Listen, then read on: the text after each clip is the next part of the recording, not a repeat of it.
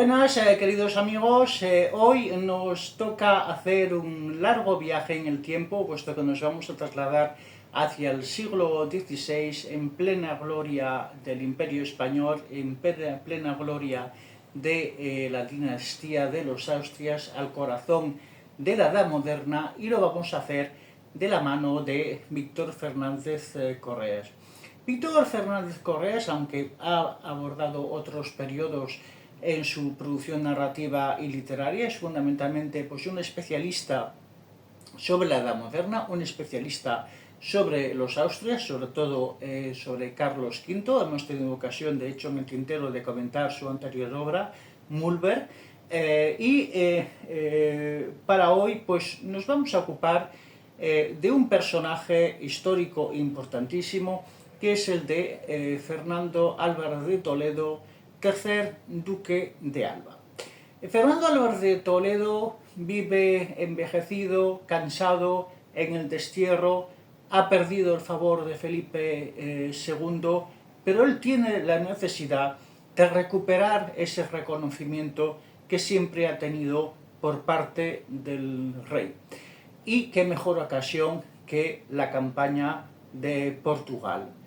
Muerto Sebastián I, extingue la dinastía de los Avis y corresponde el trono a Felipe II.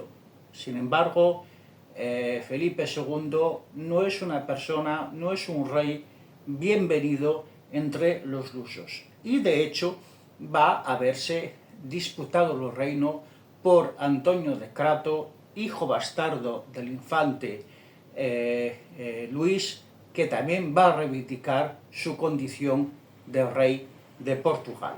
Y evidentemente es al duque de Alba que va a corresponder hacer valer los derechos de Felipe II en Portugal frente a las resistencias que los lusos están oponiendo a su entronación.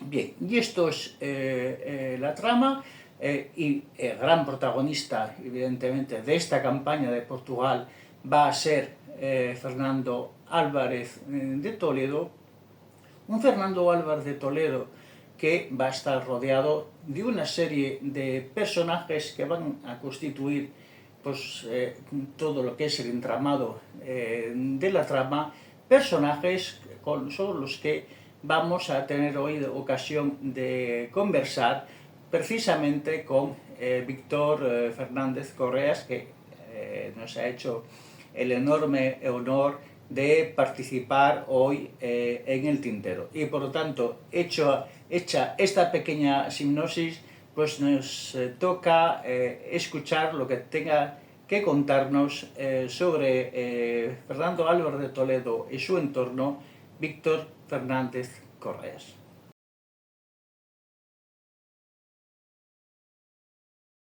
Buenas, Víctor, bienvenido al tintero. Laurentino, muchísimas gracias por esta invitación, un auténtico placer estar contigo. Bueno, el placer es mío de tenerte aquí, en este espacio. Bueno, yo ya hice la presentación ahora anteriormente, pero has tratado de distintas épocas, entre ellas de la tardo posguerra española, se llamaba Manuel, pero fundamentalmente tu producción literaria ha estado centrada en la Edad Moderna y sobre todo en los momentos, digamos, de esplendor de la dinastía de los Austrias, concretamente de Carlos V y de Felipe II. Pero sí que te quería hacer una pregunta. ¿Dónde estuvo para ti el magnetismo de esa Edad Moderna? ¿Qué te llevó a escribir sobre ello? Pues precisamente los personajes. Esos personajes emanan una fuerza y sobre todo un interés por saber más de ellos. A mí, en concreto, de Carlos V tengo la referencia de niño, porque soy oriundo de la comarca de la Vera, y allí Carlos V está en todas partes. Lógicamente falleció en el monasterio de Yuste, que dista de mi pueblo como unos 25 o 30 kilómetros, y su presencia impregna todo hasta el punto de que, claro, Carlos V está en colegios, está en restaurantes, está en establecimientos de todo tipo. Eso ya te impulsa a saber más de ese tipo que decidió escoger un lugar apartado en el siglo XVI, como era Extremadura, y más en concreto un monasterio jerónimo, alejado de cualquier tipo de civilización o de ciudad importante, para retirarse y morir en paz. Pues esas figuras pues tienen un áurea no de divinidad, pero sí de interés que te impulsa a saber más de ellas. Y yo creo que ese siglo XVI está lleno de ese tipo de figuras, no solamente los reyes, sino también esas otras personas, ya no hablamos de nobles, sino esas personas no anónimas, pero sí del pueblo, que sin nada, sin una mano delante ni otra detrás, se lanzan a la aventura, conquistan reinos, derrotan a civilizaciones enteras y se convierten en leyendas que son las que te impulsan luego a intentar contar sus aventuras y trasladarlas al papel. Bueno, entonces, ahora, al grano, como vamos a decir. Bueno, Hambre de Gloria, bueno, el personaje central de tu novela es Fernando Álvarez de Toledo, tercer duque de Alba. Bueno, el apellido Álvarez de Toledo hoy lo conocemos todo porque aparece en los medios de comunicación, hay periodistas, hay políticos, y bueno, y es un apellido que tiene pues su prestancia, su propio oído pues ya nos connota sangre azul, nos connota alto linaje y bueno, por lo que yo he aprendido por la Wikipedia, bueno, sabemos que la familia Álvarez de Toledo es precisamente una preeminente familia de Toledo en el siglo XII, que bueno, que va a ir adquiriendo prestancia hasta que finalmente con los duques de Alba, con el duque de Alba, se convierten en grandes de España. Pero bueno, ¿qué más nos puedes quizá contar de este linaje sobre los Álvarez de Toledo? Pues sobre todo que la figura de ese tercer duque de Alba, el gran duque de Alba, Fernando Álvarez de Toledo, es una figura paradigmática. Además, es uno de esos personajes que marca el siglo XVI. Viene de un linaje que siempre estuvo cerca de los reyes. Su abuelo Fadrique pues siempre estuvo junto a Carlos V, también junto a Fernando, el abuelo del emperador, y es ese linaje el que protagoniza algunas de las páginas más grandes de la historia de la España. Esos son personajes que están ligados a la vida de esos reyes a los que sirven, pero lógicamente pues, tienen que obtener algún tipo de prebenda o de beneficio. En este caso, ese Fernando Álvarez de Toledo, en el momento que se produce la novela, nos encontramos con que es un personaje completamente olvidado y desterrado. Claro, tú imagínate, Laurentino, un personaje que lo ha tenido todo, que ha sido todo y que ha significado tanto, se encuentra al final de sus días con que no es nadie. Pero no solamente no es nadie, sino que incluso donde vive, que es en el castillo de Uceda, que es un castillo que no existe ya a unos 90 kilómetros de Madrid, no es suyo, sino que es un castillo en el que está viviendo de manera desterrada.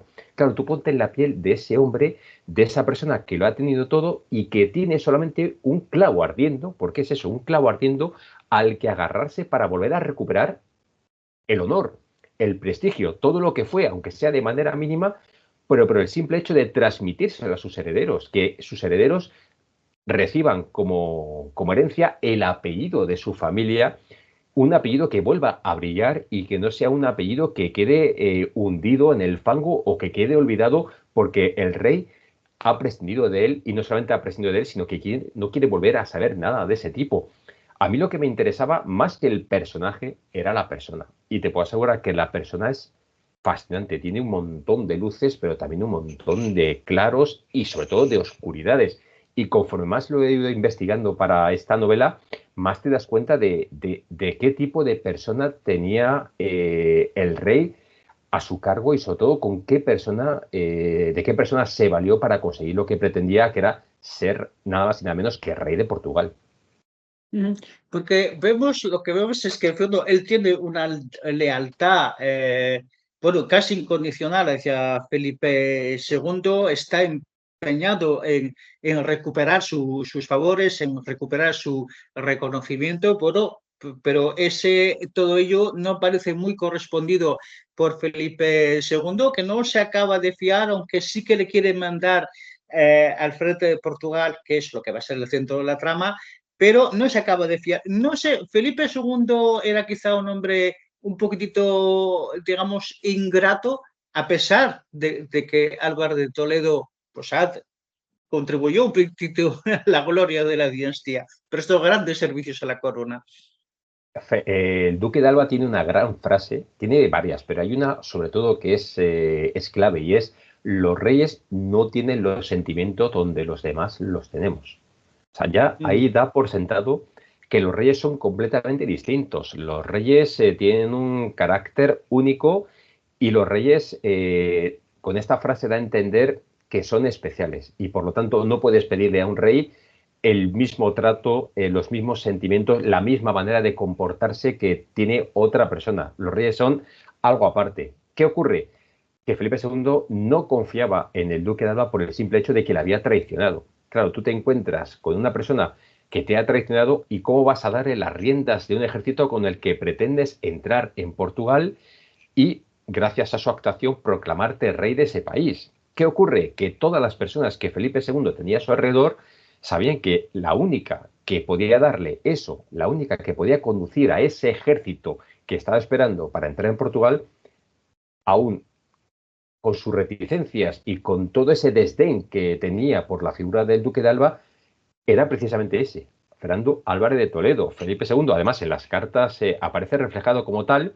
No solamente mantiene ese desdén o esa cierta distancia, sino que incluso hay un momento que además lo cuento en la novela: Felipe II no nombra capitán de los ejércitos al duque de Alba, lo nombra lugarteniente, lo cual quiere decir que quien tenía el total control sobre los ejércitos e incluso se arrogaba el derecho de establecer las contraseñas dadas en cada momento en toda la campaña era Felipe II, no el duque de Alba. El duque de Alba era un peón más, evidentemente con un papel muy por encima del resto de soldados, pero quien cumplía y obedecía órdenes era el duque de Alba y quien daba las órdenes era Felipe II. Es decir, estamos ante un tipo que había sido lo mayor que se podía ser en cuanto a la hora de dirigir a sus ejércitos y como mente militar lo más granado del siglo XVI, pero que en este caso no pasaba de ser un simple soldado a las órdenes de su rey.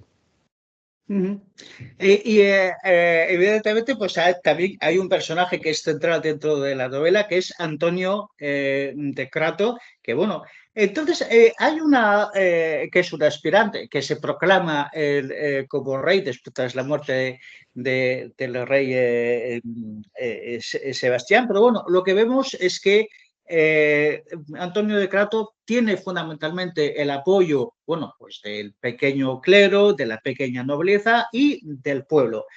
Y sin embargo, la abierta hostilidad de la alta nobleza y del alto clero, en cambio, favorable pues a Felipe II. Yo no sé hasta qué punto finalmente esa guerra, esa conquista de Portugal no encarna también pues una especie de lucha de clases, ¿no? Tal y como podríamos entenderlo hoy en día con nuestras, digamos, categorías sociológicas. Yo, por lo que he leído para documentarme de cara a esta novela, sí que he sacado una conclusión y es que hay una gran diferencia entre los deseos de los pueblos y los deseos de quienes dirigen esos pueblos. La nobleza más alta y el alto clero, lógicamente, estaban deseando que hubiera una unión con España por todos los rendimientos y los beneficios que eso podría suponer para ellos. Tanto el clero bajo como el pueblo no tenían los mismos sentimientos que esas altas capas de la sociedad, ni sobre todo veían con buenos ojos un rey español, primero porque ya sabían lo que suponía echarse en brazos de los españoles, sino también por ese sentimiento de independencia, ese sentimiento de mantenerse al margen y sobre todo de mantener su propia identidad como pueblo. Hay un momento en la novela, creo que es Diego de Meneses, que dice una frase que de España ni buen casamiento. La perspectiva que se tenía de España es que de allí no venía nada bueno. Ese era el sentimiento que tenían los portugueses con respecto a España. Es decir, a ti te dan la opción de tener un rey que no es tu rey. Evidentemente, si tú tienes una entidad marcada y tú tienes un deseo de permanecer libre, no quieres a ese rey. Te da igual que quien mantenga esa bandera, quien alce esa bandera de independencia, sea un bastardo, como es Antonio de Crato, pero es portugués. Era una persona que además representaba los valores de Portugal. Evidentemente el pueblo siguió a esa persona y en cuanto se autoproclamó rey de Portugal, el pueblo rápidamente se puso detrás de este rey, aunque como tú bien dices, tanto el alto clero como la nobleza evidentemente tenían otras ideas y era que Felipe II tardara lo menos posible en derrotar o en quitarse de medio a este otro antagonista por el trono y proclamarse rey de Portugal, como finalmente fue ese Felipe I de Portugal.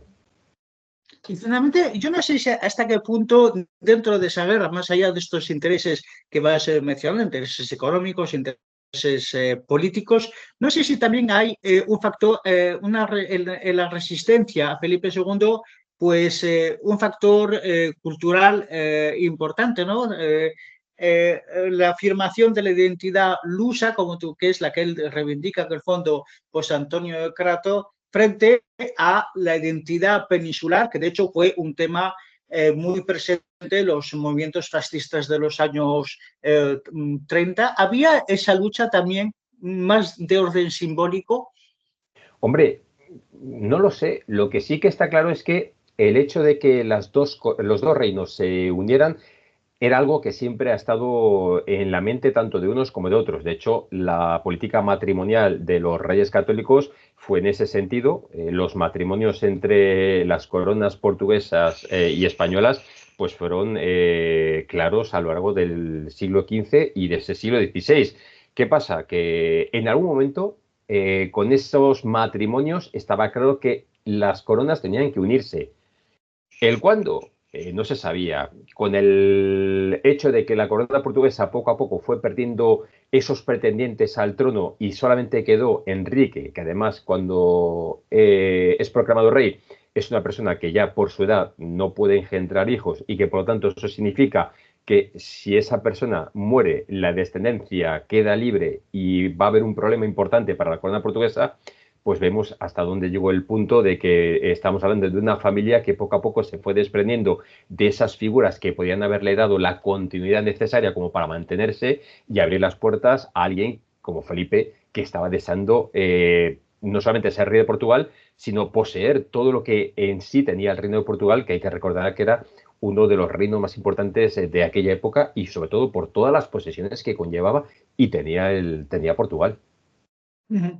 Y entonces, aquí hay algo que me, bueno, que me llamó la atención y que me gustó, bueno, que recuperas una vieja trama y una vieja historia, porque por encima de la novela, bueno, pues planea una conspiración contra Fernando Álvarez de Toledo y sobre todo planea un personaje histórico significativo que es Ana de Mendoza, la famosa princesa de Éboli. Hay una serie de partidarios de ella que parece que van a querer hacer al duque, y no lo contamos para no hacer spoiler, pero bueno, justamente aquí recuperas pues esta vieja historia del asesinato de Escobedo, del secretario del duque de Austria. Respecto a Ana de Mendoza, bueno, casi siempre por la parte pictórica la vemos como una mujer perversa, maligna, con ese parche, bueno, que ya también destila un halo de maldad, pero bueno, también muchos comentaristas de ese siglo XVI dicen que era una mujer muy avanzada para su época. ¿Qué hay de mito y de realidad respecto a Ana de Mendoza? Pues la verdad es que es de esos personajes también fascinantes. Es un personaje lo mismo que el Duque de Alba. Es que ese siglo XVI, insisto, es un siglo lleno de esos personajes que tienen muchísimas historias. Yo creo que podrá sucederse en el tiempo, podrá haber muchas novelas, pero siempre habrá novelas que cuenten esas historias que acontecieron en el siglo XVI con personajes como Ana Gómez de la Cerda, con Ana de Mendoza, con Antonio Escobar, con Juan de Escobedo. O sea, ese momento de esa camarilla que estaba alrededor de Felipe II, que profesaba tanta enemistad hacia el duque de Alba, ese momento de la historia de España con esos egos tan encontrados o con ese intento de acercarse al rey y de obtener su beneplácito en contra de la otra facción, son unos momentos que yo creo que todavía van a dar mucho de sí y sobre todo en cuanto los historiadores indaguen más sobre estas figuras, yo creo que nos vamos a encontrar con historias que darán mucho de qué contar y de qué escribir. Y en el caso de esta mujer, es una mujer fascinante hasta el punto de que los cronistas hablan de ella, de una persona con una mente maquiavélica, que era capaz de lucubrar todo tipo de planes siempre a su favor y siempre saliendo ella completamente beneficiada de todo lo que ponía en marcha. Es decir, que ahora mismo sería un personaje que en esta época llenaría páginas y páginas de cualquier revista de cotilleos y sería protagonista sin duda de 40.000 series de Netflix, de HBO, de Amazon, porque es uno de esos personajes enormes, fantásticos. Porque en el momento que ella no tiene voz dentro de la novela, pero sí planea, como yo decía, a lo largo de la trama. En el fondo es una mujer vengativa porque en aquel momento, en este momento que tú ilustras, este periodo, ella ya es una mujer en la cual pues, Antonio Pérez también ha caído en desgracia, ella ha caído en desgracia también, pero sin embargo pues sigue moviendo hilos, ¿no? Que es de esas mujeres que se tenían que hacer Intrigante. con las Es una suyas. mujer intrigante, es una mujer intrigante que incluso hay constancia de que siguió intrigando todavía desde los diferentes lugares donde estuvo encerrada, ya fuera en Pastrana o en el Torreón de Pinto. Es una persona que todavía siguió manteniendo esa influencia, sobre todo porque había tejido durante sus años una red clientelar de personas a su servicio y bien por miedo a prescindir del favor de una persona que seguía siendo poderosa o simplemente por beneficio económico, porque también hay que tener en cuenta que en muchas ocasiones estos personajes se movían por el interés económico de todo lo que conllevaba estar cerca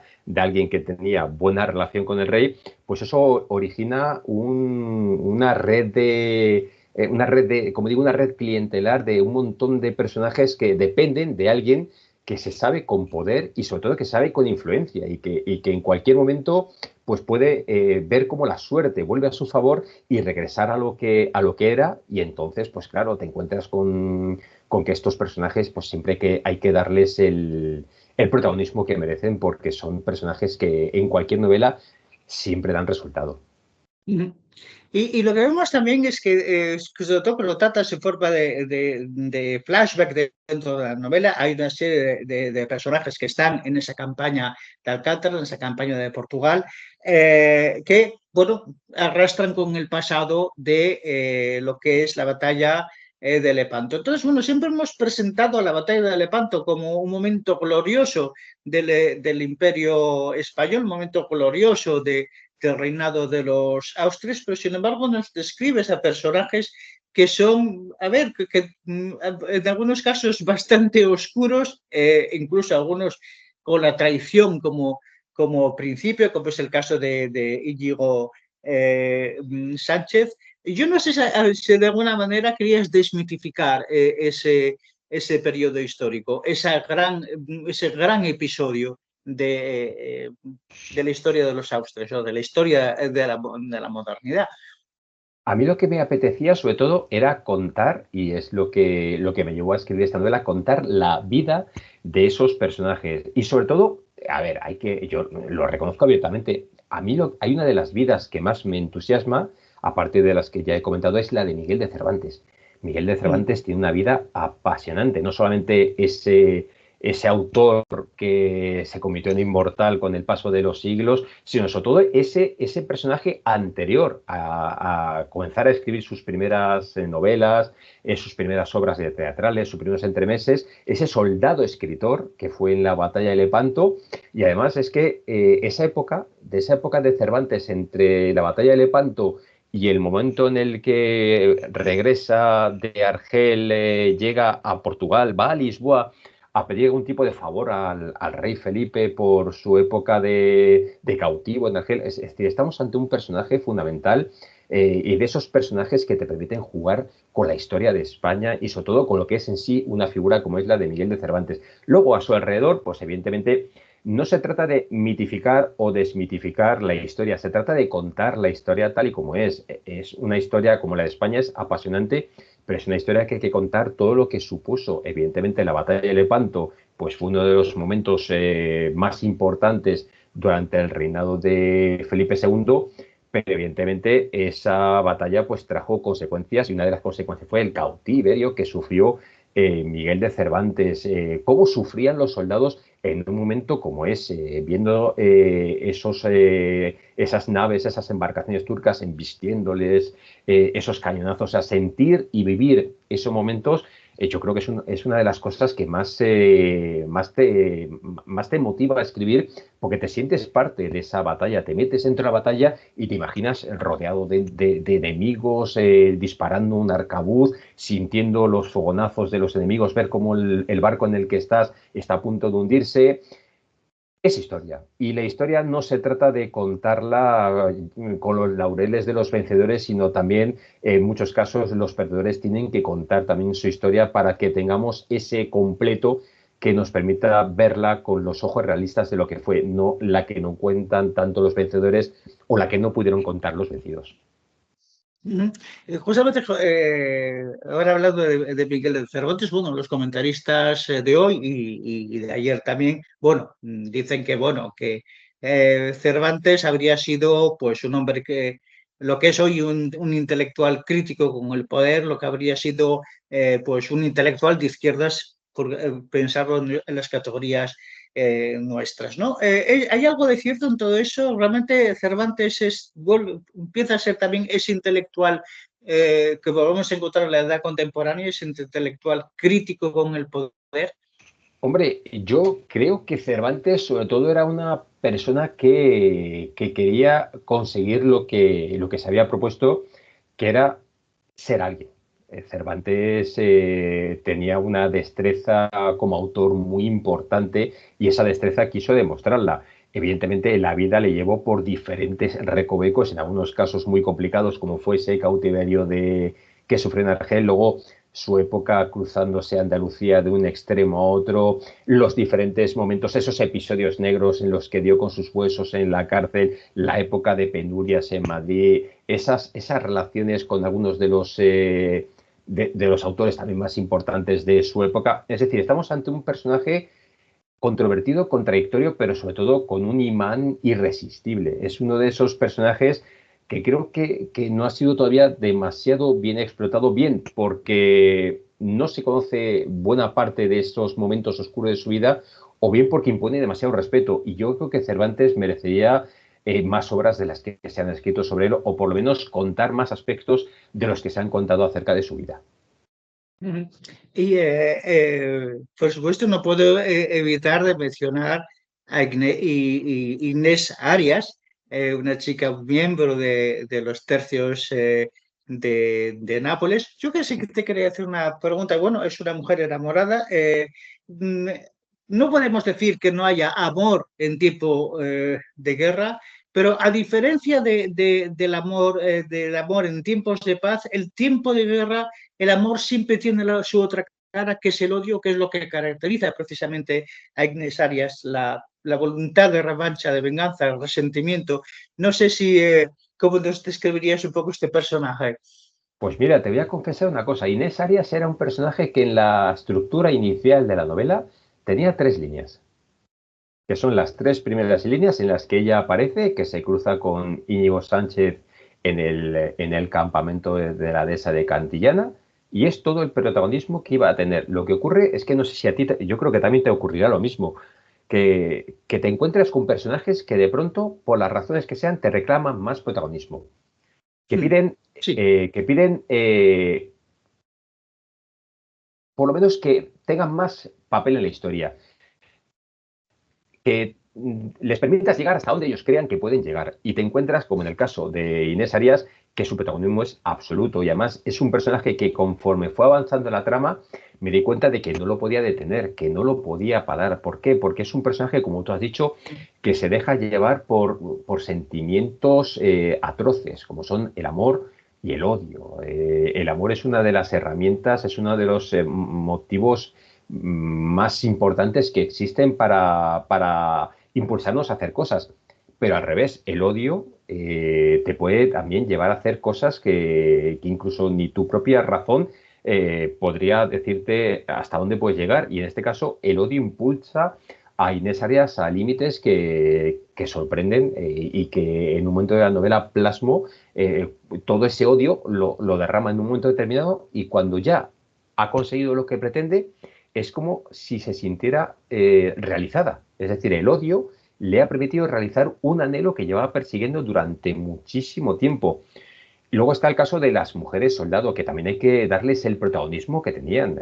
No solamente luchaban los hombres durante ese siglo de oro, durante esos siglos XV, XVI, XVII, también hay casos de mujeres que fueron soldados y que participaron en grandes contiendas, como por ejemplo la mismísima batalla de Lepanto. Hay un caso de una soldado que los diferentes historiadores y cronistas hacen llamar María la Bailaora, que decían que tenía tanta destreza bailando como disparando el arcabuz y que su rastro se pierde en un momento determinado después de la batalla. Hay otras soldados, hay otras mujeres soldados que también dejaron su impronta. ¿Por qué no recuperar un papel como el de esa mujer? ¿Por qué no hacer de Inés Arias un personaje que sobre todo transmita una serie de valores y que esos valores los mantiene hasta el final? Son valores que todos conocemos, más allá del odio y del amor que demuestra, pero sobre todo la dignidad, la entereza, ir hasta el final con tus sentimientos, no doblegarte ante nada y sobre todo ser tú mismo, ser tú misma. Yo creo que son esos personajes que hay alguna lectora de verdad ha llegado a decir que son esos personajes que te marcan, porque son personajes que te dejan huella. Y tú bien lo sabes, cuando un personaje te sale así, lo único que puedes decir es te doy todo el protagonismo que desees porque es que te lo mereces. Sí. Justamente en el tema de la participación de las mujeres en los tercios, porque bueno, son relativamente invisibles. ¿Se ha trabajado bien este fenómeno? ¿Es conocido históricamente? Yo creo que todavía queda mucho por conocer, porque hay que tener en cuenta una cosa, que es que evidentemente había mujeres. Otra cosa es que esas mujeres dijeran que lo eran. Ujú. Es decir, había Que a mí, mujeres en que, un momento dado, sí. claro, había mujeres que tenían sus razones para no mostrarse como tales. Incluso a la hora de vestir, en el caso de Inés Arias lo cuento. Inés Arias, el pelo lo llevaba recogido con unas horquillas muy rudimentarias debajo de la gorra que utilizaba para vestir, o en caso del combate, debajo del morrión, y las ropas que utilizaba eran ropas holgadas. Es decir, ellas, de cara al exterior, trataban de exponerse lo mínimo posible. Evidentemente, había soldados que sabían que se trataba de mujeres y las trataban con el mismo respeto porque se lo ganaban en el campo de batalla. Había mujeres, hay casos de algunas mujeres que se ganaron el respeto, no solamente el respeto, sino el honor y su reputación luchando codo con hombres. Y yo creo que todavía queda mucho por contar de esas mujeres que tuvieron un papel anónimo, entre comillas, en algunas de las batallas, en uno de los grandes conflictos en los que los ejércitos de los tanto Carlos V como Felipe II tomaron parte y que también estaría bien que se recuperaran y que tuvieran forma de personajes novelescos. Sí, es verdad que en un momento dado haberme distraído, ¿no? Cuando he leído, y efectivamente era una mujer, ¿no? Porque no, al principio pues no acabas muy bien de verla, y finalmente es verdad, es una mujer miembro de los tercios, ¿no?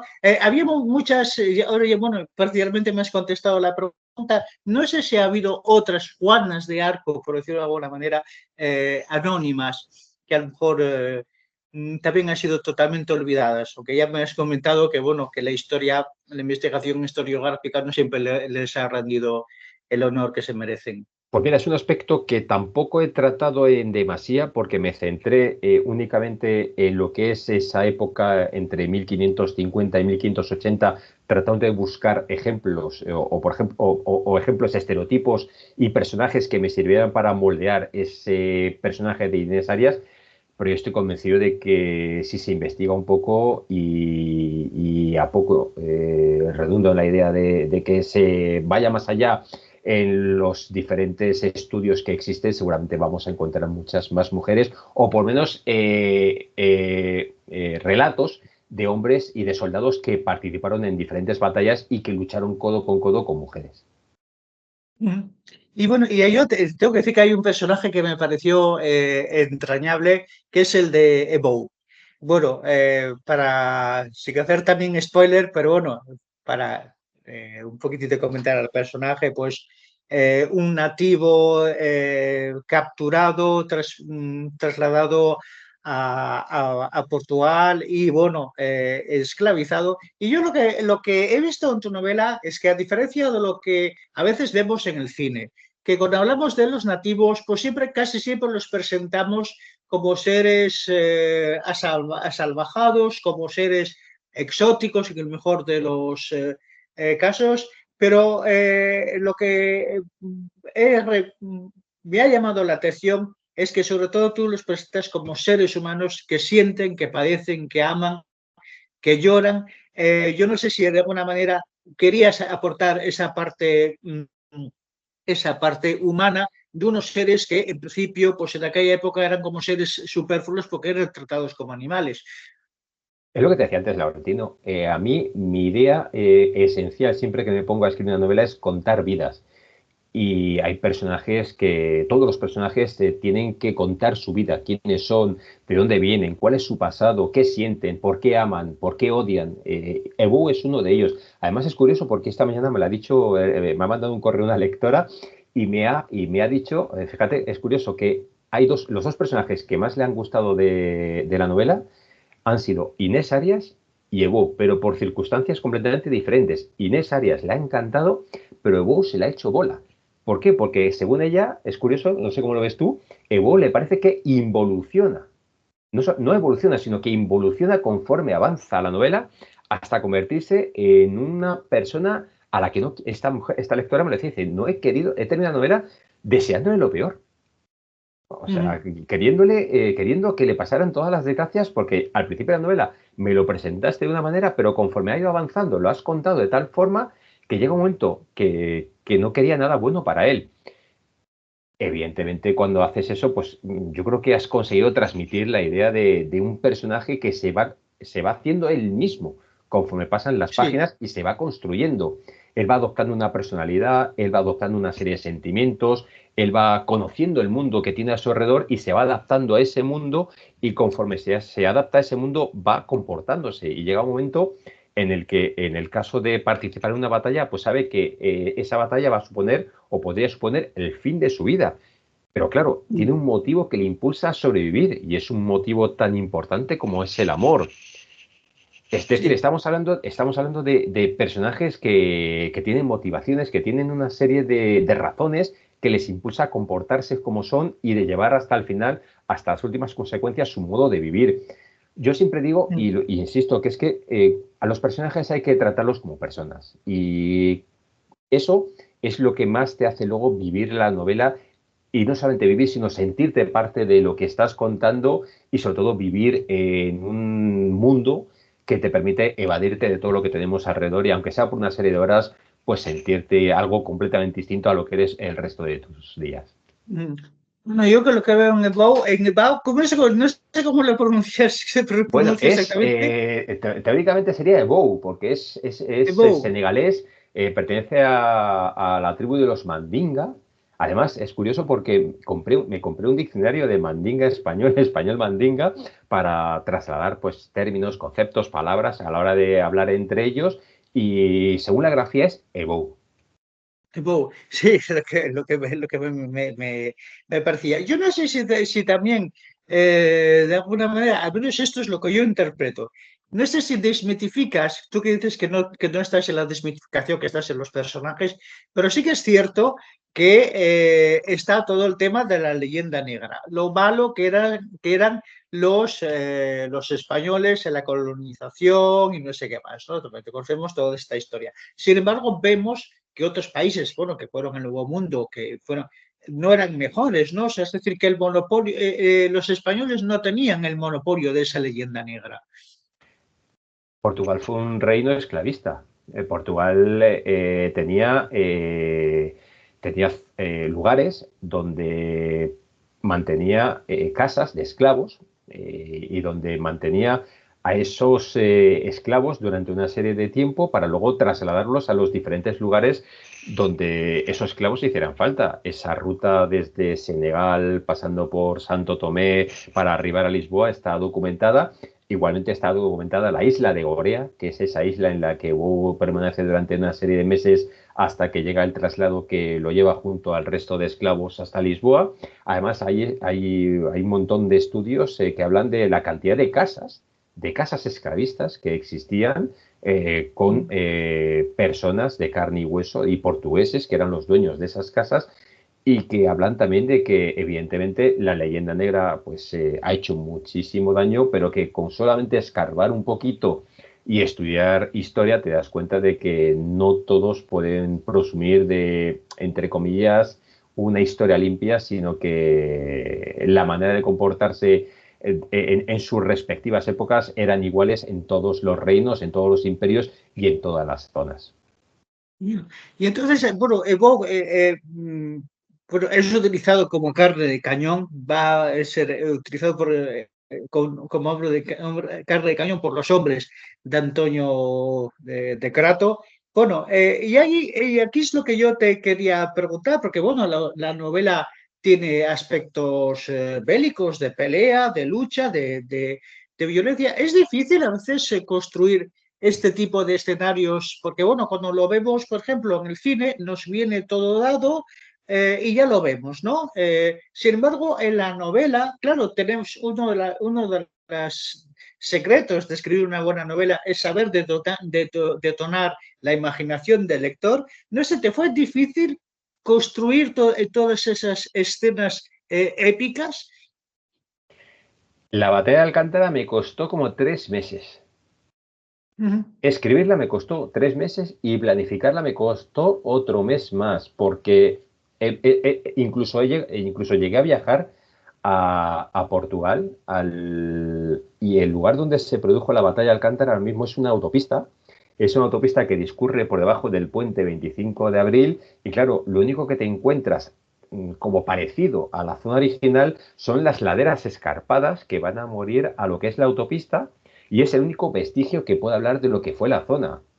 Afortunadamente, ahí he tenido asesoramiento por parte tanto de la Academia Portuguesa de la Historia como por un buen amigo que vive en Lisboa y que me sirvió de material referente a la época, o más que de la época, de lo que fue hasta que la época fue completamente urbanizada y todo lo que había sido hasta ese momento desapareció y se convirtió en lo que es ahora, en lo que se ha convertido.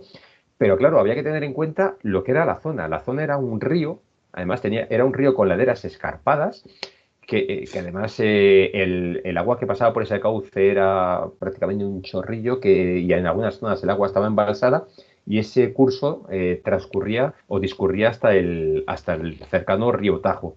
Lo demás era un terreno completamente agreste, eran dos laderas escarpadas que iban a morir a ese lugar donde se produjo la batalla y claro, luego tienes que darte cuenta de cuál era la disposición de las tropas en un lado y en otro. ¿Qué pasa? Que te encuentras con un escenario grande, con diferentes puntos de vista, una batalla, personajes que tienen que tomar parte en esa batalla. ¿Cómo lo haces? Pues tratas prácticamente de que eso sea una película.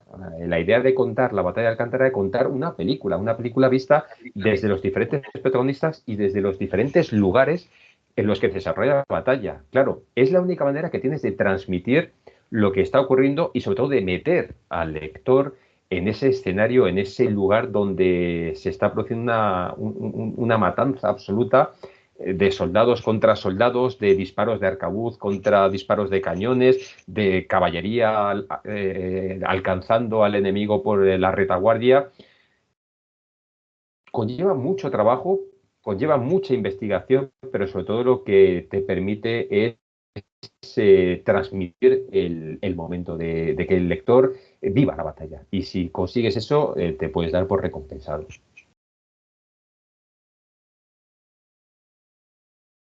Y además también en la novela pues introduces ciertos toques de humor quizá para relajar la tensión de la misma, para también para trabajar un poco con los picos narrativos y bueno, hay algunas partes en los diálogos en ese mundo de hombres que es el mundo del ejército, bueno, con un toque verde, con un toque soez.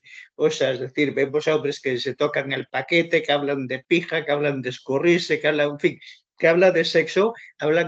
Yo no sé, bueno, si fue quizá pues una licencia literaria que te tomaste o en esa edad moderna la sexualidad era más libre de lo que finalmente acabó siéndolo con la edad contemporánea. Mira, te voy a contar una cosa. Hay un libro que he utilizado para esta novela que es un libro de un autor francés que se llamaba Pierre de Bourdeil. Y este hombre lo que hizo fue recoger algunas de las contestaciones más ingeniosas que dieron distintos capitanes españoles durante el siglo XVI. Y es una recopilación absolutamente deliciosa en todos los sentidos, desde el punto de vista militar, desde el punto de vista moral, desde el punto de vista religioso, desde el punto de vista del día a día de los soldados. Y te encuentras pues con frases relacionadas con la vida, con el sexo, con las mujeres. Es decir, de lo que traté es de trasladar ese lenguaje del siglo XVI, evidentemente de dotarle de un cierto tipo de modernidad para adaptarlo al siglo que vivimos, a los días en que vivimos, pero sobre todo que el lector se empapara de todo lo que era el día a día, de lo que era habitual en ese momento. Hay una curiosidad y es que hay un momento en el que cuento, no sé si lo recuerdas, que están los soldados, están por la noche junto al campo de un vivandero, junto al carro de un vivandero, compartiendo jarras de vino y están hablando de cuáles son, con perdón, las mejores putas. Si son las que están en el barrio del Arenal en Sevilla o son las que están en Nápoles. Y unos dicen que las de Nápoles son mejores porque hacen cosas que no hacen las de Sevilla. Y eso es verdad, está extraído de ese libro porque eran cosas que sobre todo los soldados que estaban acostumbrados a ir de un lado a otro, estamos hablando por ejemplo de los soldados del Tercio de Nápoles, claro, conocían Nápoles, conocían Flandes, sí, estaban acostumbrados a ir de un lado para otro, eso les daba una experiencia que les permitía hablar porque conocían mundo. Habían visto cosas que otros no, y entonces, claro, esos soldados eran la referencia para los demás porque sabían de cosas o conocían de cosas que para ellos les estaban completamente no vedadas, pero sí no tenían alcance ahí, no tenían alcance o no sabían de qué estaban hablando porque no las habían conocido. Y esos soldados pues eran como una especie de referencia y su saber pues era apreciado por el resto. Volviendo un poquitito al personaje central, a Fernando Álvaro de Toledo, bueno, es un hombre que quiere volver a ser el que fue. Y aquí, bueno, es una pregunta que estaría más en términos generales, sobre todo en torno a la condición humana. ¿Las personas somos capaces de resistir la caída, de perder la gloria? ¿Cómo lo llevamos? Por ejemplo, pensemos sin ir más lejos en el mundo literario, como escritores, estos grandes bestsellers, bueno, que tienen un éxito monumental y que después, pues, han pasado los años, bueno, pues caen en el total olvido. ¿El olvido es algo que hace sufrir a los seres humanos? Depende de cómo sea tu concepción del olvido y más que de la concepción del olvido, de cómo sea de importante lo que has perdido. Ujú. Evidentemente, si lo que has perdido es el honor de tu familia y ese honor conlleva no solamente una serie de posesiones materiales, sino sobre todo una historia, yo creo que sí que harías todo lo posible por intentar recuperarlo, no por ti, sino por todos los que vienen por detrás de ti, porque van a ser los que hereden lo que tú les has dado. Si tenemos un personaje como el Duque de Alba, que era una de las grandes figuras del siglo XVI, que de buenas a primeras, por una serie de circunstancias, se enemista con el, bueno, se enemista, el rey pierde el favor del rey y se encuentra con que pierde todo, no solamente pierde su título, sino que pierde una serie de posesiones, una serie de prebendas y se encuentra desterrado de la corte, aislado en un lugar prácticamente olvidado, muy lejos del asentamiento, del lugar donde estaba la corte, haces todo lo posible por intentar recuperar al menos parte de lo que has perdido y darle esa herencia a los tuyos, de decirles, mi herencia es lo que fuimos, lo que somos y lo que vosotros haréis para engrandecer ese apellido. Por eso yo creo que eso es lo que te impulsa a comportarte o por lo menos a dar todo lo que tienes para volver a ser lo que eras. Por eso te digo que depende no solamente de tu honor, sino de lo importante que hayas sido para recuperar eso que perdiste. Mm. Bueno, y ya casi vamos, llegamos a la recta final, Víctor. Bueno, veremos a Víctor Fernández Correas hablarnos de la decadencia de los Austrias, porque bueno, muchas veces vinculamos la decadencia de los Austrias a Felipe III y a Felipe IV y a la figura, pues más o menos eh, problemática de los válidos, pero bueno, muchos historiadores dicen que realmente la decadencia de los Austrias se produce con la derrota de la Armada Invencible. Yo no sé si esta época, ese proceso de caída, va a estar entre tus proyectos literarios o a lo mejor vas a pasar a otra cosa. Yo qué sé, Laurentino, ahora mismo tengo tantas cosas, es verdad, tengo un montón de historias en la cabeza, tengo un montón de lecturas, además ahora estoy aprovechando para leer muchísimas cosas, estoy aprovechando para descansar, sobre todo para poner la mente en blanco y dejar que lo que vaya leyendo vuelva a llenar ese espacio para generar nuevas novelas y no lo sé, no lo sé. La verdad es que Bueno, hay muchísimo todavía por contar. Depende. Depende del cuerpo, de las ganas, del tiempo, pero bueno, nunca se puede decir que no, porque hay muchísimo, sobre todo ese periodo que tú cuentas a partir de la derrota de la Gran Armada de Felipe II y lo que vino después, ese Felipe III, ese Felipe IV. Hay un personaje también que me apasiona, que es Francisco Rojas de Sandoval, el duque de Lerma, que también tiene mucho que contar, ese momento del traslado de la corte desde Madrid a Valladolid, la vuelta, ese pelotazo, ese primer pelotazo del inmobiliario que pegó el duque de Lerma. Hay personajes fascinantes, ese duque, ese conde duque de Olivares. Hay personajes, ese Francisco de Quevedo. Es que te pones a escarbar y te encuentras con que hay grandísimos personajes que dan para escribir muchísimas novelas y lo único es que no hay tiempo. Hay tiempo ya, para poder escribir todo eso. Pues bueno, un poquito de descanso, bueno, un que hay poquito mucha de gente lectura. que es verdad que se piensa que, a ver, escribir un libro es soplar y hacer botellas. O sea, es decir, que Pues a mi hambre de efectivamente gloria, hay a un... mi hambre de gloria me ha costado casi 2 años. Sí, y es lo que cuesta un libro. Pues requiere tiempo, porque no es solo ponerse en la escritura. Hay que ser, porque yo lo que, desde luego, también lo que he visto es el rigor histórico sin caer en la disertación, al igual que muchos otros escritores de novela histórica. Siempre agradezco la no disertación. Estamos haciendo Mira, te puedo una asegurar, novela. Laurentino, te puedo asegurar que en esa novela está el 35-40% de lo que he investigado. Pues mira, sobre todo sí, porque es que lo importante Si es me que pongo yo a, siempre... sobre todo, si me pongo a contar, porque uno de los documentos a los que accedí para escribir esta novela es las cartas que se intercambiaron el duque de Alba y Felipe II durante toda la campaña. 700 páginas. Tú imagínate, en esas 700 páginas hay cabida para todo. Hay relación de materiales, de bienes, de alimentos, de ¿qué gano contando? Tenemos 600 quintales de bizcocho, 4.500 litros de vinos. Hay que dosificar los datos, hay que dosificarlos y hay que buscar una manera, no de darlos todos, sino de dejarle caer al lector lo que eran todas esas medidas para la época en la que estaba y para qué Mm, servía todo eso. A partir de ahí se trata de no contar la historia, sino de contar una historia. Y una sí, historia solamente necesita un personaje, una motivación y un destino. sí, exactamente, estoy de acuerdo contigo.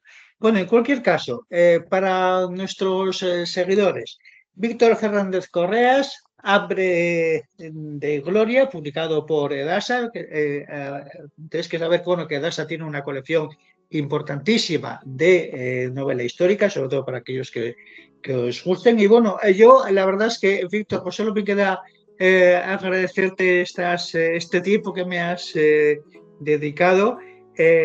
Bueno, esperando o que vuelvas a la posguerra española o que nos lleves a esa decadencia de los Austrias. Esto supongo que tendremos que esperar para saberlos. En cualquier caso, para nuestros lectores. Una vez más, mi recomendación, Hambre de Gloria, de Víctor Fernández Correas, en la colección de narrativas históricas de DASA. Y con esto, junto a Víctor, pues como de costumbre, nos queda despedirnos de vosotros con 1.000.000 de abrazos literarios. Muchas gracias, Laurentino. Un auténtico placer por este rato, porque me lo he pasado en grande. Muchísimas gracias. A ti, Víctor. Hasta la próxima. Hasta la próxima.